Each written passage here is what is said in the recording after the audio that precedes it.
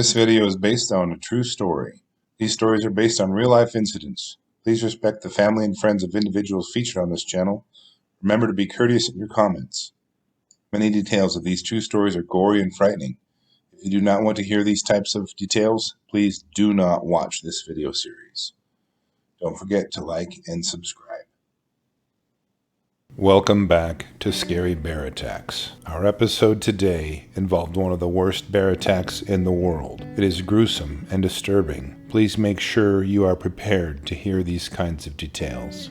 In the lush, arboreal forests of British Columbia, Canada, near a town called Fort Nelson, Laird Hot Spring is a favorite soaking spot for travelers and locals alike. The Alaska Highway, which transverses western Canada, runs a short distance away, making it an easily accessed stopping point. A doting 37-year-old mother, Patti McConnell, fled her home in Paris, Texas, was hoping to rebuild her life, had just arrived at the hot springs with her 2 children. The trio had been driving for about a week and were road weary. They needed a break, and soaking in the hot springs seemed like the solution. Her 13-year-old son Kelly, as well as her 7-year-old daughter Kristen, hurried to get into their swimsuits and shake off the cramped position sitting in the car. Patti entered the dressing room and gladly recognized how much the small family recess would rejuvenate them. The wooden walkway felt moist and thumped as they eagerly strode toward the primary pool that was 127 degrees and would immediately melt away all their stress. After a short while, the group made their way about a quarter mile to the next pool. Little Kristen was too energetic and needed to move around, so she returned to the first pool and started playing with some new friends.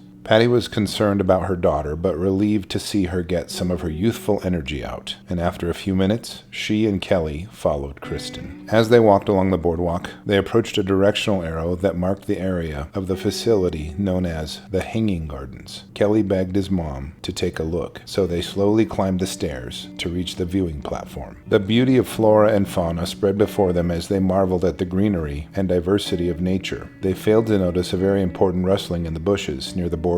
Patti urged Kelly to return with her to find Kristen and make sure she was okay. As Patti led the way down the stairs, she carefully noted her footsteps and felt uneasy. She glanced up and stared right into the eyes of a very large black bear. He was chewing on some shrubbery while staring right at her. Patti could scarcely utter a whisper as she forced the words from her mouth. "Kelly, bear." He responded with the typical teenage response, "Sure, Mom," as if he'd been fooled too many times to fall for that trick. He was busy looking the other direction and still admiring the view. Patti uttered his name with more desperation. "Kelly!" The young man decided to go along and turned around. He witnessed in bewilderment a standoff between his mother and the large predator. They were way too close for comfort. Kelly drew on his research and told his mother, "Mom, don't make any sudden moves." The bear was still off the boardwalk, but was positioned at the same level on the hillside forest floor. Kelly slowly eased nearer to his mother, just as the bear released a snort and exploded through the stair railings and on to the boardwalk. Kelly yelled out, "Mom, run!"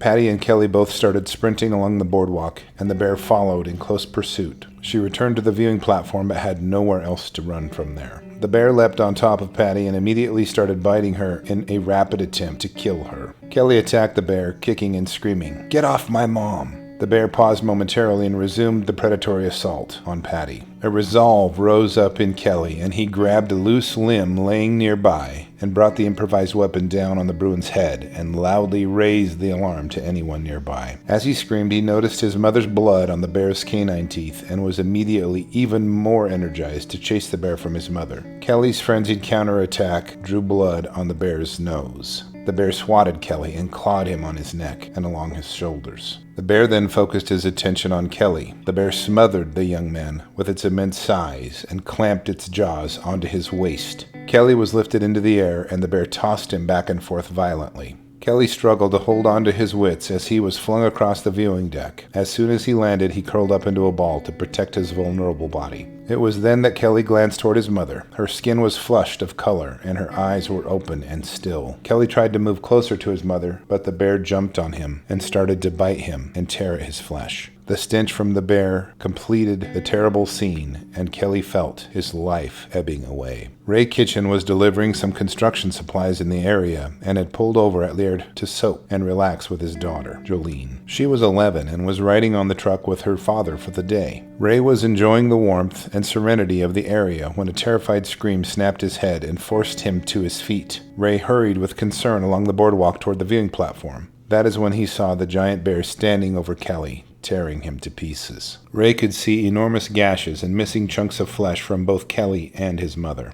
Ray armed himself with a tree limb and tried to distract the bear by banging it on the handrail of the boardwalk. "Get off!" he yelled, but the bear continued to savage Kelly. Ray then took a tree limb and jammed it into the bear as hard as he could. The now enraged bear focused its fury on Ray. It charged into him and drove him through the railings and onto the forest floor with it. Ray crawled his way to a nearby tree and covered himself defensively. He yelled for help, and Frank Headingham heard him. Frank was near the lower pool and immediately thought the noise was young people having fun. Then he heard the word bear. The spry 71-year-old hustled toward the noise, and a few people joined him. Ingrid Bailey was one of those people sifting through the fleeing people to get to the screams with Frank. The heroes approached the viewing platform and were shocked by the condition of Kelly and his mother on the deck. Then they noticed the struggle just below the boardwalk. Ingrid Bailey was one of those people sifting through the fleeing people to get to the screams with Frank. The heroes approached the viewing platform and were shocked by the condition of Kelly and his mother on the deck. Then they noticed the struggle just below the boardwalk. Ray was wrestling with the attacking bear, and it had latched onto his upper arm and was biting him repeatedly, its slashing claws tearing his flesh, and he fought back and yelled in protest.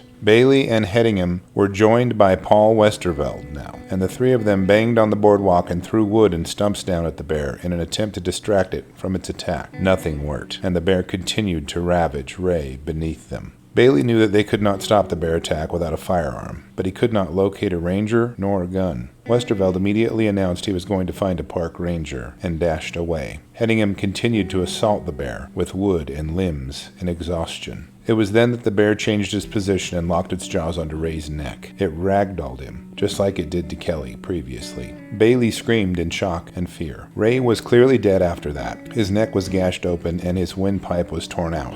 His head was barely attached and his fight was finished. The bear dropped Ray and disappeared under the boardwalk. Bailey and Headingham immediately rushed to help Kelly and his mother. Kelly was moaning and starting to move, so they focused on him. It was at that moment that Bailey saw the claws of the massive man-eater curl over the edge of the boardwalk, only a few inches from her feet. Headingham was instantly fighting mad as he realized the bear was not done with them. He kicked the bear, and it staggered back in pain. The bear started to make its way toward the lower boardwalk, distracted by the panicked and fleeing people. Headingham reassured Kelly as he pleaded for someone to help his mother, still unsure if she was dead or not. Headingham administered first aid as best he could for Kelly, but recognized the gravity of the situation. "What we need is towels to act as compresses, and 2 more pairs of hands for CPR, Headingham said out loud. As if his pleas had gone heard and answered, 2 men ran up to help. The triage area was strewn with blood and bodies. The rescuers aimed to get medical help as well as security from the ranger. Headingham dashed to find more help. Renewed screams broke out through the forest as Ari van der Velden slipped and fell off the boardwalk. A 28-year-old research assistant visiting from the University of Calgary, Ari was relaxing in the upper pool when the chaos broke out.